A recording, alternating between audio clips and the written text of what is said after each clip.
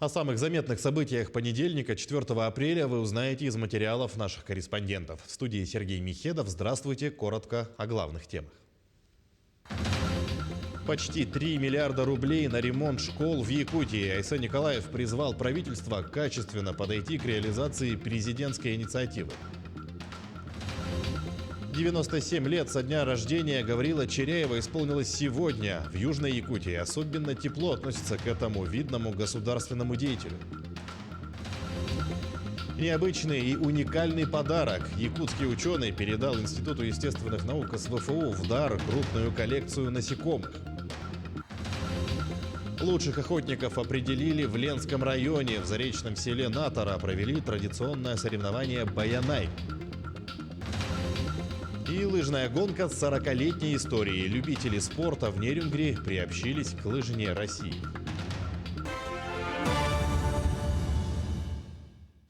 Более 14 тысяч человек, из них почти 1000 – это дети, эвакуировали из ДНР и ЛНР российские военные. Всего же за время проведения спецоперации из опасных районов Украины уже вывезли более полумиллиона человек, сообщили в Минобороны.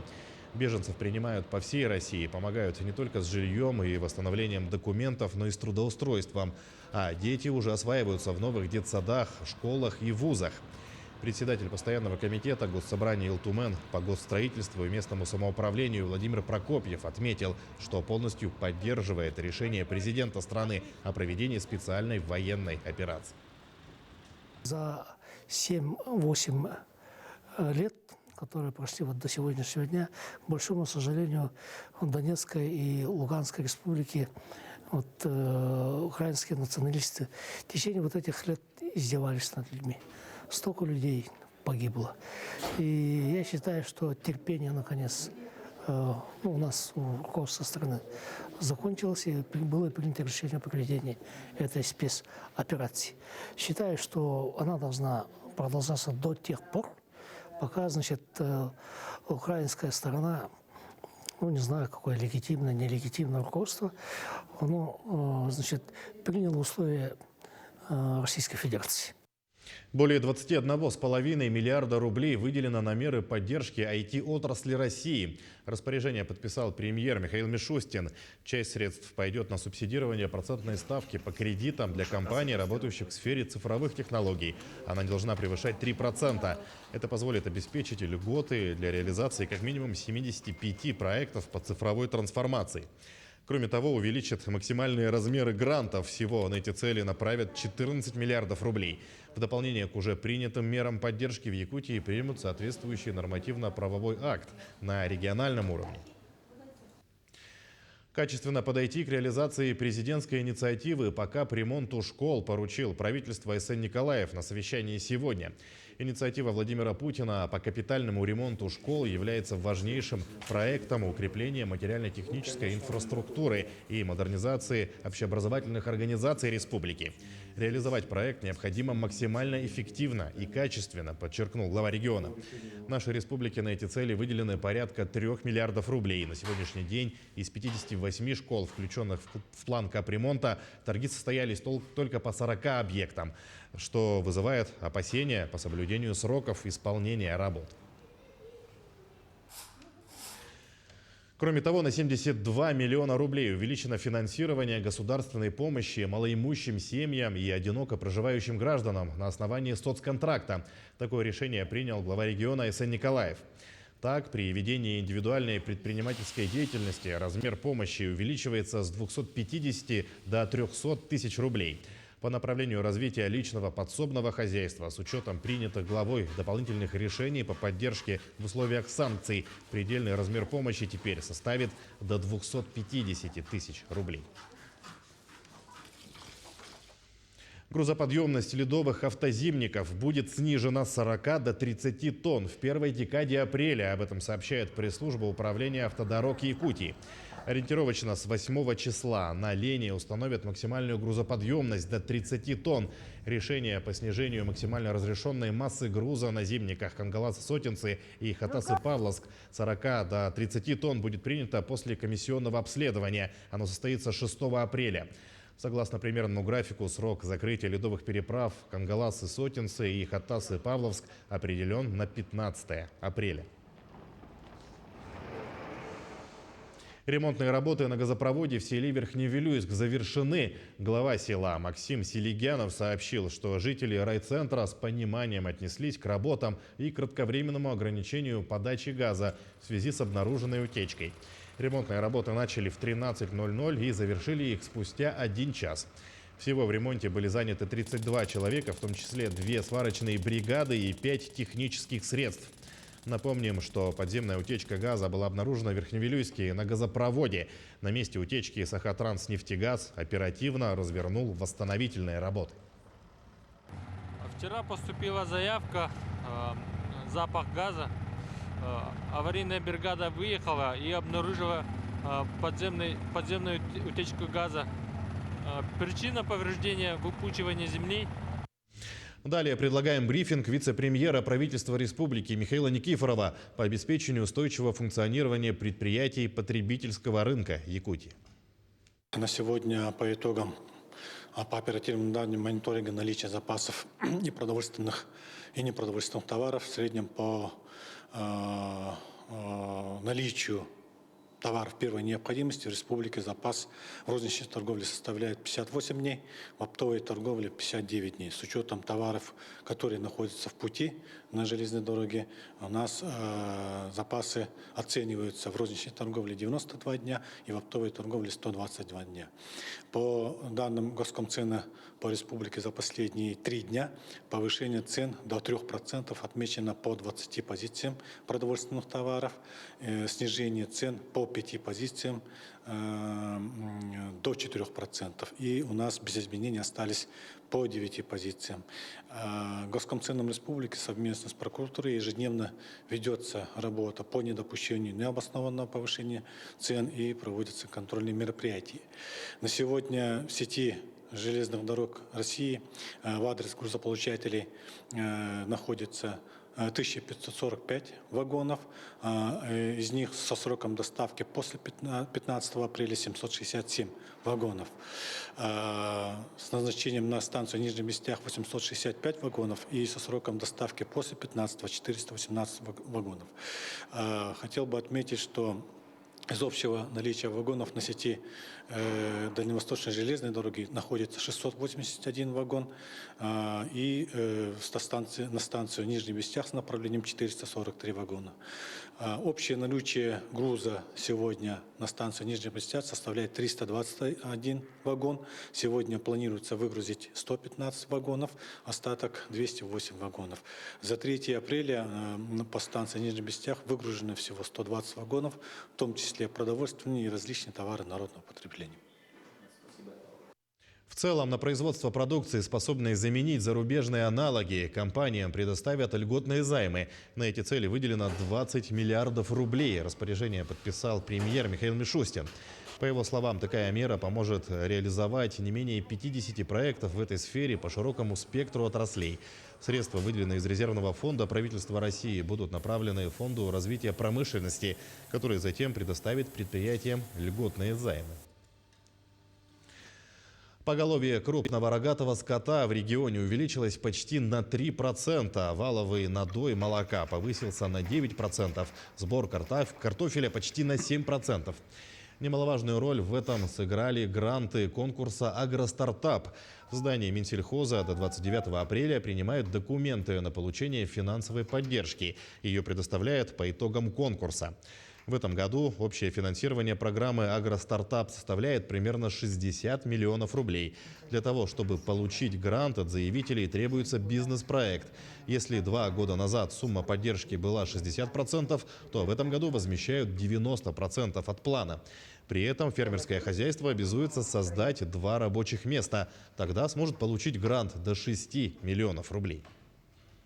Победитель гранта превращается в крестьянское фермерское хозяйство, подписывает соглашение и берет на себя обязательства по созданию новых рабочих мест.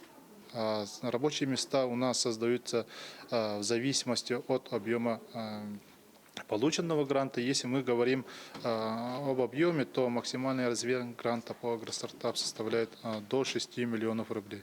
И на каждые 2 миллиона грантополучатель обязывается создавать новое одно рабочее место на каждые 2 миллиона гранта. Перейдем к эпидобстановке. 310 человек заразились коронавирусом в Якутии за минувшие сутки. 13 человек доставили в больницы. 24% новых случаев фиксируют в Якутске. Это 77 заболевших. В Мирнинском районе 35 заражений, в Среднеколымском 34, в Алекминском 22. И еще в 24 районах республики от 1 до 18 случаев заболевания. Лечение в стационарах получают 16% больных, в амбулаторных условиях 83%. За сутки выздоровели 50 человек. До 13% случаев ковида связаны со штаммом Дельта, который вызывает тяжелые формы заболевания. 4 апреля 1925 года родился Гавриил Черяев, выдающийся государственный и политический деятель, член ЦК КПСС, депутат Верховного Совета СССР и Верховного Совета ЯССР, первый секретарь Якутского обкома КПСС с 1965 по 1982 годы, участник Великой Отечественной войны. Сегодня в Нерюнгри возложили цветы к памятнику этого замечательного человека. В ноябре 2015 года в Нерюнгринском парке культуры и отдыха открыли памятник-бюст Гавриилу Черяеву. С тех пор ежегодно в день его рождения туда приходят благодарные потомки, чтобы отдать дань памяти за вклад в образование города Нерюнгри. Кроме глав администрации города и района, представители общественности, молодежи и первостроителей, возложить цветы к памятнику приехали родственники. Благодаря ему этот город родился, потому что он сумел доказать на самых высоких заседаниях, которые проходили в Москве в то время правительстве Советского Союза, о необходимости развития, индустриального развития республики и строительства Южно-Якутского территориально-промышленного комплекса в связи с тем, что здесь были разведаны огромные запасы каменного угля и другие месторождения. Вот благодаря его работе мы сегодня живем, мы видим, как строился, жил, развивался и как дальше мы теперь представляем, должен развиваться наш город и наш индустриальный Нерюнгринский район. Обновленный сайт запустила Национальная библиотека республики. Теперь сервис не только удобнее, но и намного функциональнее. На платформе представлено большое количество культурного и развлекательного контента. Подробнее в материале Саргланы Неустроевой. Сайт Национальной библиотеки республики на сегодня самый посещаемый сервис среди учреждений культуры. А вопрос о его обновлении стал особенно актуальным в свете последних событий, когда большинство якутских платформ просто перестали работать. Главным критерием было объединение всех библиотечных сервисов для удобства пользователя. Наша электронная библиотека, то есть оцифрованные документы, полностью представлена вот на нашем новом сайте. Кстати, там еще информационные ресурсы, они расширились. Теперь мы говорим, что наш сайт не только посвящен электронным книгам, а вообще там есть поисковый инструмент, который называется Илим-поиск. Вот. С помощью этого сервиса наш читатель может войти в поиск по всем библиотечным ресурсам. Кроме того, теперь обновленный сайт предлагает пользователям не только возможность найти книгу. Это полноценная развлекательно-культурная платформа со множеством контента, создаваемого не только самими администраторами сайта, но и пользователями. Так, самая главная новинка – это проект «Блоги Якутии», в рамках которого якутские авторы могут публиковать собственные тексты и найти отклик от реальных читателей. Мы призываем учреждения культуры участвовать в этих блогах, потому что там есть рубрика «Афиша». То есть можно анонсировать свои мероприятия. У каждого автора есть своя страничка в этой платформе. Да? Кроме этого, сейчас идет работа над внедрением лайков, дизлайков. Но уже сейчас можно посмотреть количество просмотров какой-то публикации, а также почитать комментарии, которые оставляют зарегистрированные пользователи. Сегодня, несмотря на то, что об обновлении сайта библиотеки не сильно известно, уже заявку на публикацию собственных историй отправляют 1-2 автора в день. Обращаются на сайт ежедневно порядка 4500 пользователей. По словам сотрудников библиотеки, сайт продолжит совершенствоваться. Сарглана Неустроева, Семен Семенов, Якутск. Идем далее. 11 участников второго молодежного фестиваля «Мусустар» выиграли гранты на реализацию своих проектов на общую сумму свыше 5 миллионов рублей. Об этом сообщил первый замминистра по делам молодежи региона Александр Сусоев в эфире передачи «Актуальное интервью». В этом году гранты получили авторы 11 проектов. Общая сумма составила свыше 5 миллионов рублей. Всего было подано 80 заявок. Каждый проект взяли на карандаш. Все они республиканского масштаба. Например, известный молодой кинорежиссер Михаил Лукачевский получил 1 миллион 200 тысяч рублей на съемки детского фильма «Там, где танцуют стерхи». Очень патриотичный, в какой-то части инновационный, перспективный проект, рассказал он.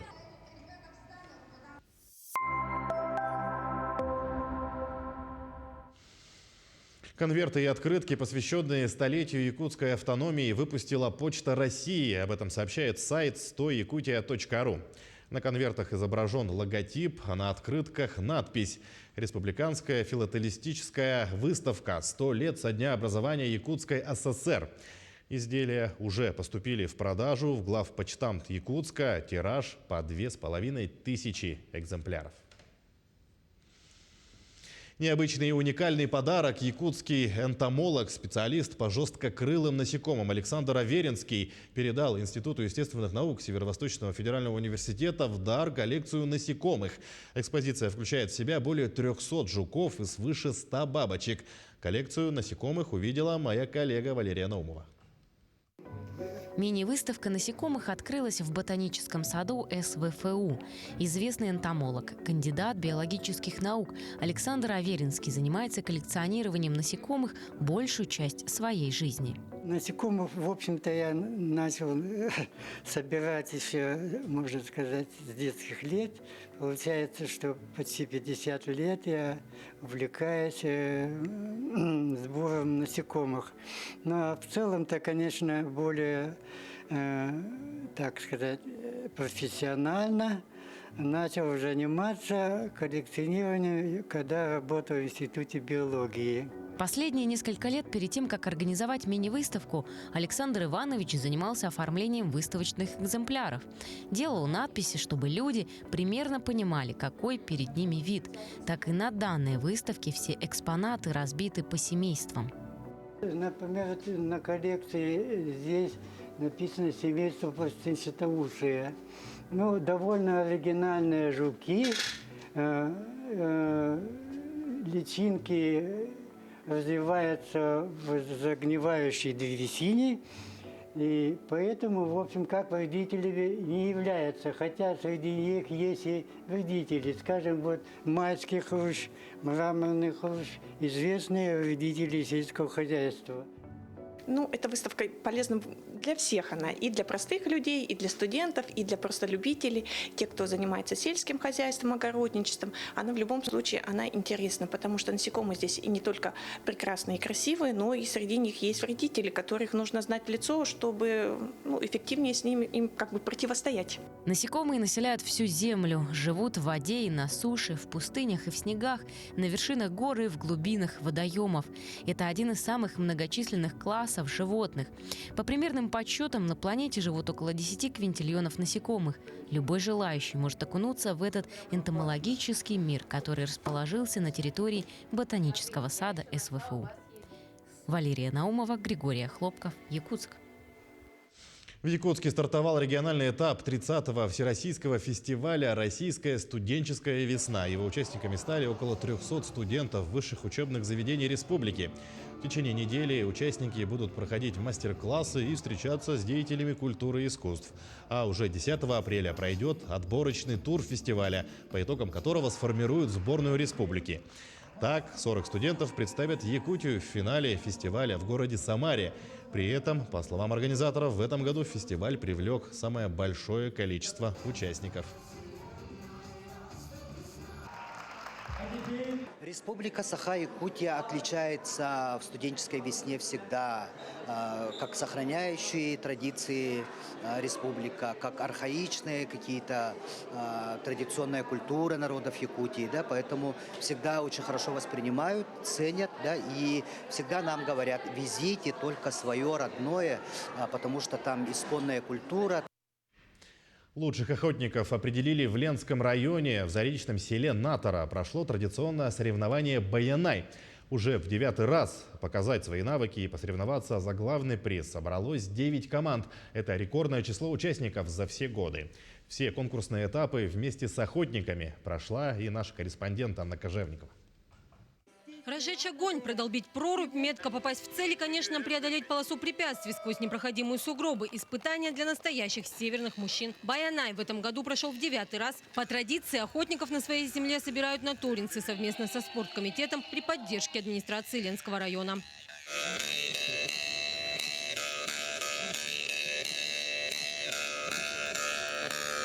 По 2 команды выставили Артанахаринский, Бичинчинский, Нюйский, Наслега. По одной Натуринский и Салдыкельский. Первый этап прорубания лунки. Азарт захватывал и участников, и болельщиков.